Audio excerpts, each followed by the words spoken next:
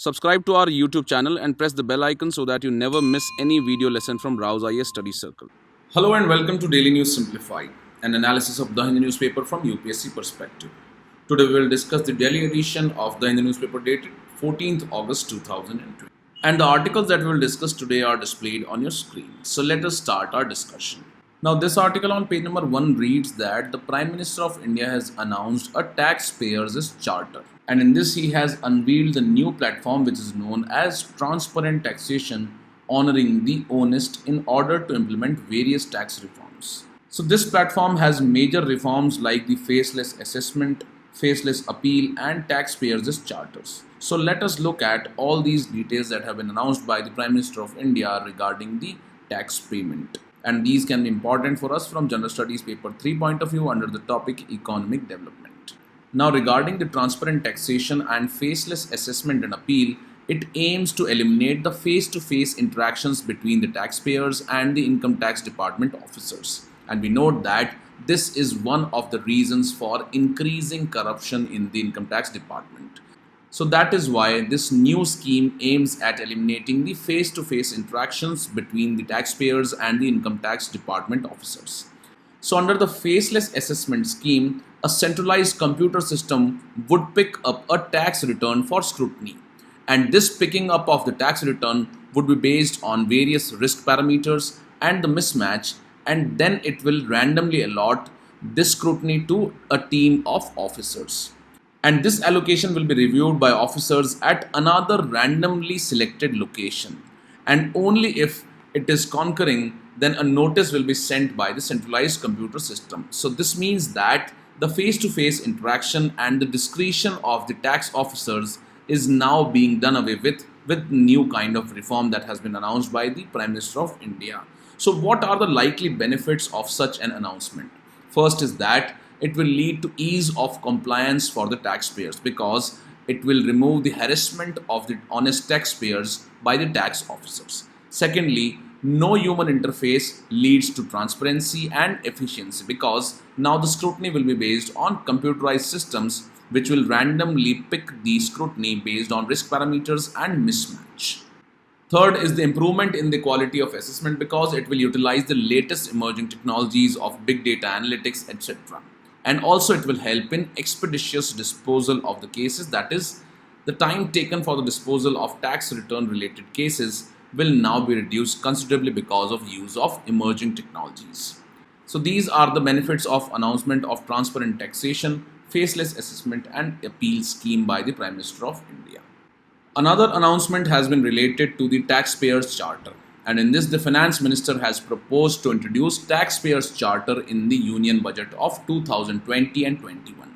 So this taxpayers charter is similar to the citizen charters, and it highlights the roles and responsibilities of the citizens as well as the tax authorities. And it also lists down the obligations of the taxpayers and provides a mechanism for grievance redressal related to the taxation system.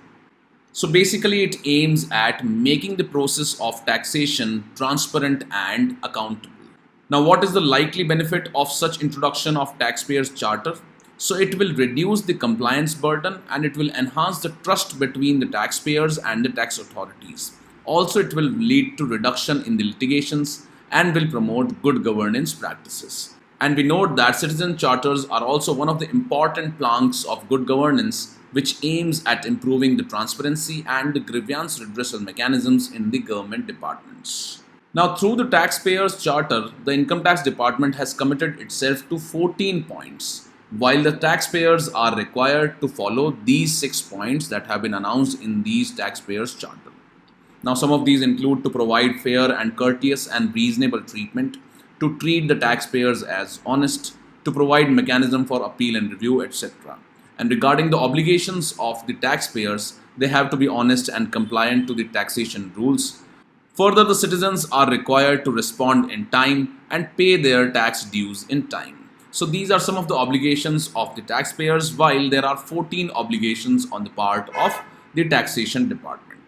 So these are few proposals in the recent announcement of the Prime Minister, and these are some of the likely benefits of this. With this, let's take up the next news article now. Now, this article on page number 6 is related to the universal ratification of a labor standard convention of the International Labour Organization. And this is an extremely important convention of the International Labour Organization and falls under the preliminary examination syllabus under the topic current events of national and international importance. And in the preliminary examination of 2018, a question was asked related to these important conventions that were in news. Now they are again in news because one of this convention has received universal ratification in the history of ILO, and that is why it becomes very important for us from the exam point of view once again. So in this background, let us look at these important conventions. So now it is for the first time in the International Labour Organization's 101-year history that a labour standard has been universally ratified. So in this, the Convention 182 of the International Labour Organization has received universal ratification for the first time, and it was first adopted in the year 1999 at the annual International Labour Conference. Now, this Convention 182 deals with the child labour and prohibits the sexual exploitation of children, trafficking, deployment of children in armed conflict, and other conditions that compromise their overall well-being. And for the purpose of this convention, the worst forms of child labor comprise the following, and they have been identified under the Article 3 of the Convention 182. So it includes all forms of slavery or practices similar to slavery. Further, it also includes the use, procuring, or offering of a child for prostitution, for the production of pornography, or for pornographic performances. It also includes the use, procuring, or offering of a child for illicit activities, and in particular for the production and trafficking of drugs. Further, it includes work which by its nature or circumstances in which it is carried out is likely to harm the health, safety and the morals of children. So this is one of the important conventions of the International Labour Organization which deals with the worst forms of child labor. Again, there is another important convention related to the child labor, and that is the 1973 Minimum Age Convention. So this 1973 Minimum Age Convention complements the Convention 182, and this prevents the employment of children below a lower age threshold. Now, this convention requires the ratifying states to pursue a national policy designed to ensure the effective abolition of child labor and to raise progressively the minimum age for admission to employment or work.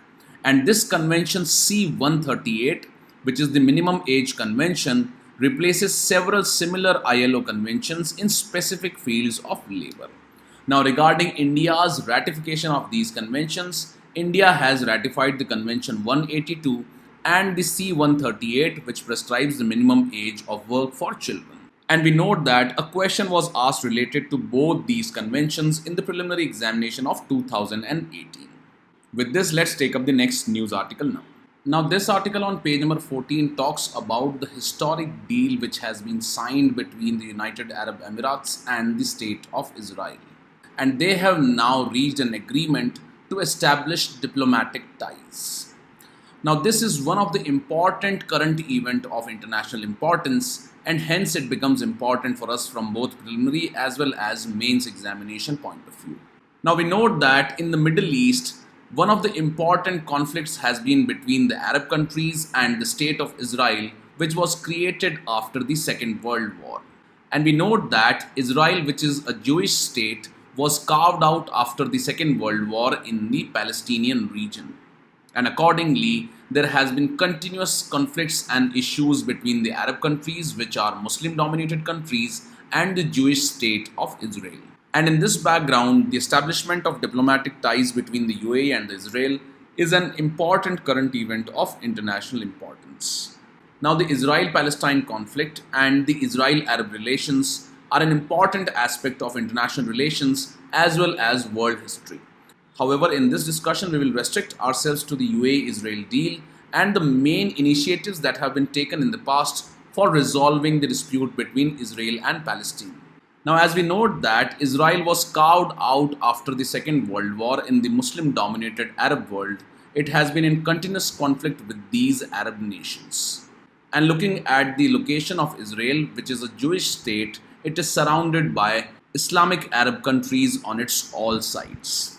Now, as the Israel was carved out after the Second World War, the relations between Israel and its neighbors have not been normalized after its establishment. Now, due to continuous conflicts between the Israel and the Arab countries, in 1956, Israel invaded the Sinai Peninsula. And you can see the location of Sinai Peninsula here, and it is a part of Egypt. And due to escalating conflict between the Arab countries and the Israel, a 6-day war was fought between Israel and its neighboring countries Egypt, Jordan, and Syria in 1967. And this was known as the Third Arab Israeli War. And after this Third Arab Israel War or the 6-day war, the UN Security Council passed the Resolution 242, which called for the withdrawal of Israeli armed forces from the territories occupied in the recent conflict in return for all the states in the area to respect each other's sovereignty, territorial integrity, and independence. It is in this background that the UAE Israel deal becomes extremely important from the geopolitics of the Middle East. And in this, the UAE and Israel have agreed to establish full diplomatic ties as a part of a deal to halt the annexation of occupied land which is sought by the Palestinians for their future state. And it makes UAE the first Gulf Arab state to do so and only the third Arab nation after Egypt and Jordan to have active diplomatic ties with Israel. And that is why it is an historic deal. Now, looking at the main initiatives that have been taken in the past regarding the Israel-Palestinian conflict, first was the 1967 UN Security Council 242, and this was passed immediately after the Six-Day War. Another major initiative was the 1978 Camp David Agreement, and in this, the Israel and the Egypt government agreed on a framework for regional peace and called for an Israeli withdrawal in stages from the Egypt's Sinai Peninsula, and also formation of a transitional Palestinian government in the West Bank and the Gaza region. And we note that Israel had occupied the Sinai Peninsula in the 1956 war. Now, immediately after the Camp David summit, the first peace treaty was signed between Israel and an Arab country, and this was signed between Israel and the Egypt. And it set out plans for a complete Israeli withdrawal from the Sinai Peninsula within 3 years in 1981. After that, the major initiative that was taken in 1994 was the Israel-Jordan Agreement, and Jordan became the second Arab country to sign a peace treaty with Israel. And after 1994, it is in 2020 that United Arab Emirates has signed a peace treaty with Israel, and they have agreed to establish diplomatic ties between UAE and Israel. Further, in 1993 and 1995, what are known as the Oslo Accords, the Israel and the Palestinian Liberation Organization held secret talks in Norway, and they resulted in interim peace accords which called for the establishment of a Palestinian interim self-government and an elected council in the West Bank and the Gaza for a 5-year transitional period. Further, the Oslo Accords called for Israeli troop withdrawals and negotiations on permanent settlements in the West Bank and the Gaza region. And in this map, you can see the locations of the Gaza Strip and the West Bank, which are the Palestinian territories in which Israel has been undertaking permanent settlement of Jewish people. Another important location in the Middle Eastern region is the Golan Heights, which lies at the trijunction of Israel, Lebanon, and the Syria. Now, in 2002 and 2003, important initiatives which dealt with Israel-Palestinian conflict were the Bush Declaration and the Arab Peace Initiative. So, in this, George W. Bush, who was the President of the United States of America, was the first president to call for the creation of a Palestinian state, and which would live side by side with Israel in peace and security, and this is famously known as the Permanent Two-State Solution. In 2002, Saudi Arabia presented Arab League endorsed peace plan, and this talked about full Israeli withdrawal from the occupied territory and Israel acceptance of a Palestinian state in return of normal relations with Arab countries. And besides this, US, the EU, and the United Nations and Russia presented their own roadmaps to a permanent two-state solution to the conflict. So it was in 2002 that important countries and international organizations talked about a permanent two-state solution regarding the Israel-Palestinian conflict. Now, such international events become important for us from the preliminary examination point of view. And you might be knowing that in the year 2018, a question was asked in the preliminary examination regarding the two-state solution. Again, in the preliminary examination of 2015, a question was asked related to the location of Golan Heights. And accordingly, you need to keep a track of such important international events. Now, this UAE and the Israel agreement becomes important because in 2019, the Israeli PM had said that he intends to annex the West Bank settlements and much of the Jordan Valley if elected. And later, the US Secretary of the State had backed Israel for its right to build Jewish settlements in the occupied West Bank. So, in the background of the Israeli PM's statement regarding the annexation of West Bank and the statement of the US Secretary of the State, this agreement, which calls for establishment of diplomatic relations between UAE and Israel, becomes very important and historical. So, this was a timeline of the peace agreements and the talks that have taken place in the past. However, to understand more about the Israel-Palestinian issue, you should go through the world history to understand the issue in detail. With this, let's take up the next news article now. Now, this article on page number 10 is related to India's announcement of $500 million package for Maldives. And this package becomes important for us from the mains examination point of view in the General Studies paper 2 under the topic International Relations. Now, previously in the year 2013, a question was asked related to the political developments in Maldives and why is it a cause of concern for India. And we have discussed the issue of political crisis in the Maldives in the DNS of 14th December 2019 in detail. So in today's description, you will find a link of this video where we have discussed the crisis or the political crisis in Maldives. Now in this discussion, we will look at the important aspects of this package and also some of the issues in India and Maldives besides the political crisis. Now, in a recent video conference, the External Affairs Minister has announced many Indian supported projects for Maldives, and these include an air connectivity bubble for travel, a direct ferry service, a submarine cable for telecom connectivity, and assistance for the Greater Malé Connectivity Project. And this will connect Malé, which is the capital of Maldives, to 3 neighboring islands. Further, the government of India has announced a financial package consisting of a grant of $100 million and a new line of credit of $400 million. And this is in addition to a previous line of credit of $800 million, which was announced by the government of India in December 2018. Now, in these announcements, the Greater Malé Connectivity Project would be the largest civilian infrastructure project in Maldives, and this will be bigger than the Friendship Bridge which was built by China. However, the relations between India and Maldives have not been easy, and they have kept on fluctuating with the increasing political crisis in the state of Maldives. In this background, the previous administration or the previous government tried to project itself more closer to China. And as a result of this, a prominent Indian airport had to shut down in Maldives.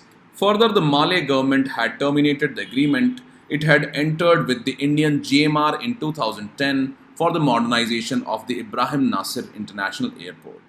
Further, Maldives is also a part of the China's Silk Road project, and that is why these have been causes of concern for India. However, India has helped the Maldives government in the times of crisis. And Indian Army's Operation Cactus foiled a coup attempt in Maldives that attempted to overthrow the government in 1988. Further, India maintains a naval presence in Maldives at the request of Maldives since 2009, and Maldives have been supporting India's cause for a permanent membership in the expanded UN Security Council.